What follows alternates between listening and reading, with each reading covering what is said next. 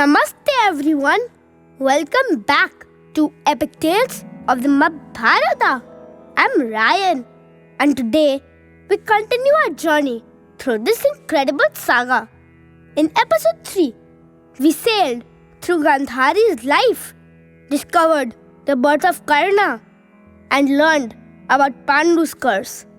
Today, in episode 4, we'll delve into the early lives of the Pandavas and Kauravas, Kunti's return to Hastinapur, how the seeds of hatred were sown deep in the kingdom, and the miraculous birth of Krishna.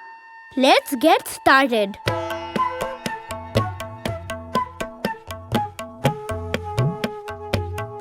After the tragic deaths of Pandu and Madri in the forest, Kunti, with the 5 sons, returned to Hastinapur. The city, once her home, was filled with tension and unspoken conflicts. The return of Kunti and the Pandavas stirred unease within the royal palace, especially in the heart of Dhritarashtra and his sons, the Kauravas. Though the Pandavas were welcomed back into the palace with open arms, the underlying tension was palpable. Yudhishthir, the eldest Pandava, was the rightful heir to the throne by his birth. This fact gnawed at Duryodhan, who, despite being the eldest of the Kauravas, was second in line. His jealousy grew as the Pandavas, known for their discipline and righteousness, quickly gained popularity among the people of Hastinapur. Duryodhan, unable to bear the success of his cousins, began to harbor a deep hatred for them. His envy particularly targeted Bhim, whose immense strength and towering presence overshadowed him at every turn. This envy reached its boiling point during a seemingly innocent outing. Duryodhan, consumed by jealousy, devised a wicked plan to eliminate Bhim. He invited Bhim to a lakeside picnic where he secretly laced Bhim's food with powerful poison. As the unsuspecting Bhim ate, the poison took effect and he soon fell unconscious. Seizing the opportunity, Duryodhan and his brothers bound Bhim on chains and threw him in the river. Believing they had rid themselves of him forever. But Bhim's fate was not so easily sealed. The river carried him to the realm of the Nagas, serpent beings who recognized Bhim's divine heritage. They revived him with a potent elixir which saved his life and endowed him with the strength of 10,000 elephants. Bhima returned to Hastinapur stronger than ever, much to Duryodhan's dismay, and the hostility deepened further. As the rivalry between the cousins grew more intense, Hastinapur welcomed a new figure of great significance, Dronacharya, a revered warrior sage who had mastered every weapon and technique known to mankind.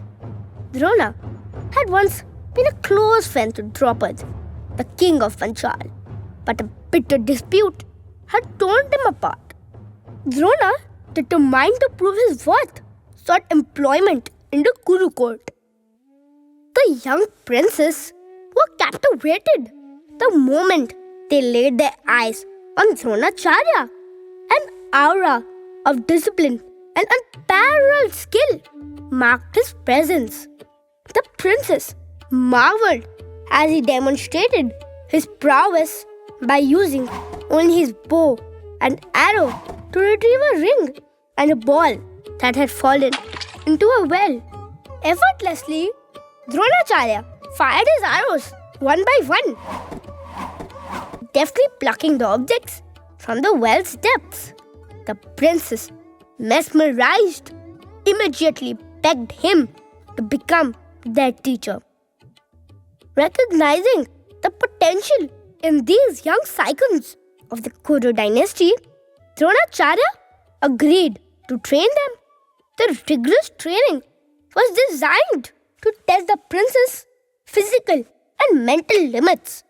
Under his tutelage, they mastered the art of warfare, archery, and strategy.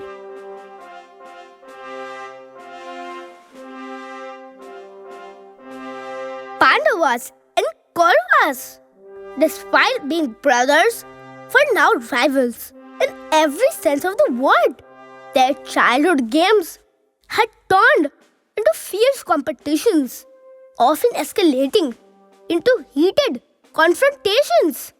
The seeds of hatred sown in their early years began to take root, foreshadowing the epic struggle that would eventually engulf their lives. A divine plan was unfolding while the Pandavas and Kauravas were growing up in Hastinapur. Far away in Mathura, King Kansa, a tyrant tormented by a prophecy that his sister Devki's eighth child would be his doom. So, he imprisoned Devki and her husband Vasudev. Kansa had vowed to kill every child she bore, but the universe had other plans. When Lord Krishna was about to be born, Lord Vishnu appeared before them. He assured them that he had incarnated to defeat evil, especially the tyrant Kansa, who was threatening to kill their child. Vishnu then revealed a divine plan to ensure Krishna's safety. He instructed Vasudev to take the newborn Krishna across the Yamuna river to the house of Nanda and Yashoda in Gokul, where he was to exchange the baby with their newborn daughter. Following the divine instructions of Lord Vishnu, Vasudev prepared to execute the plan to save his newborn son Krishna. As soon as Krishna was born, the entire prison cell was engulfed in a mystical glow, and the heavy iron shackles binding Vasudev's hand and feet fell off. The massive prison doors, which were firmly locked, opened as if by magic.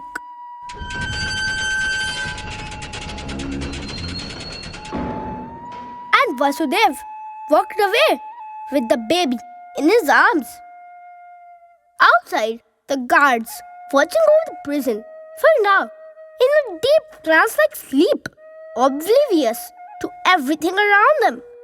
As Vasudev ventured into the night, he found the sky covered with dark clouds and the atmosphere was charged with a divine presence.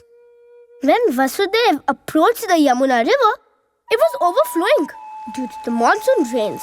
But as he stepped into the river, the waters of the Yamuna river parted, creating a clear path for him to cross. A large serpent, Sheshnag, appeared and spread its hood over Vasudev and the infant Krishna, protecting them from the torrential rain. The journey across the river was smooth, as if nature aided Vasudev in his mission. Upon reaching Gokul, Vasudev quietly entered the house of Nanda and Yashoda, who were fast asleep. He gently placed Krishna beside Yashoda and picked up their newborn daughter, who was none other than goddess Yogmaya in human form. With the exchange complete, Vasudev retraced his steps back to Mathura. The river once again parted for him. The prison doors closed behind him, and the shackles returned to his wrists and ankles as if nothing had happened. After Vasudev returned to the prison with Yashoda's daughter, Kansa was soon informed of the birth. Overcome with fear and rage, he rushed to the prison, determined to kill the child himself. As he entered the cell, Devi pleaded with him to spare the newborn, but the cries fell on deaf ears.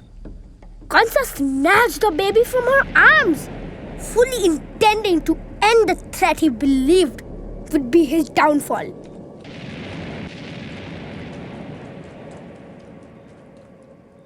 However, as he raised the infant to strike, the baby girl slipped and miraculously ascended into the air, transforming into her true form, Goddess Yogmaya. Hovering above Kamsa, she radiated divine light, her presence filling the cell with an overwhelming sense of power. Kansa, shocked and terrified, looked up at the goddess. "Who are you?" he demanded, his voice trembling. Yogmaya smiled, her expression calm yet piercing. "Foolish Kansa," she said with authority. "You cannot harm me. I am Yogmaya, the internal energy of the Supreme. The one destined to end your tyranny is not here. He has already been born and is safe beyond your reach." Kansa's face contorted with fear and confusion. "Where is he? Who is he?" he stammered, desperate to know the identity of the child who would bring about his doom. But Yogmaya only laughed, her voice filled with a sense of inevitable justice. "Your end is near, Kansa. The child who will destroy you is growing stronger with each passing day. No matter what you do, you cannot escape your fate." With those words, Yogmaya vanished, leaving Kansa paralyzed with fear. He realized that his death was certain and that all his efforts to defy fate had been in vain. The goddess's warning echoed in his mind, a haunting reminder that his time was running out. In the cowherd village of Vrindavan, Krishna grew up amidst the lush meadows and the carefree company of his friends, unaware of his true destiny. His days were filled with mischief and laughter as he captivated the hearts of the cowherd girls with his enchanting flute and boundless charm. But as years passed, the time for Krishna to fulfill his divine purpose drew near. Kansa, haunted by the prophecy, sent a series of demonic threats to eliminate the young Krishna, only to be outwitted and vanquished by the child's extraordinary powers. Finally, the moment of reckoning arrived. Krishna, now a young man, confronted Kansa in a titanic battle, unleashing his divine power and emerging victorious. With the tyrant's death, the people of Mathura rejoiced, and Krishna's legend began to spread far and wide. As we've seen today, the seeds of rivalry between the Kauravas and Pandavas were sown early in their childhood, fueled by jealousy, ambition, and divinity. The poisoning of Bhim, the miraculous birth of Krishna, and the teachings of Dronacharya were all crucial moments that shaped the destinies of these princes. But as always, the Mahabharata is not just a tale of war and conflict. It is a journey through the complexities of human nature, divine will, and the pursuit of dharma. Before we conclude, I leave you with 3 questions to ponder. Question number 1. What was the reason for the rivalry between the Kauravas and Pandavas? Question number 2. What does Bhima's miraculous survival tell us about fate and divine intervention in the Mahabharata? Question number 3. Who was the 8th child Kansa tried to kill? Thank you for joining us on this journey through the early lives of the Pandavas and Kauravas. See you in the next episode. Namaste.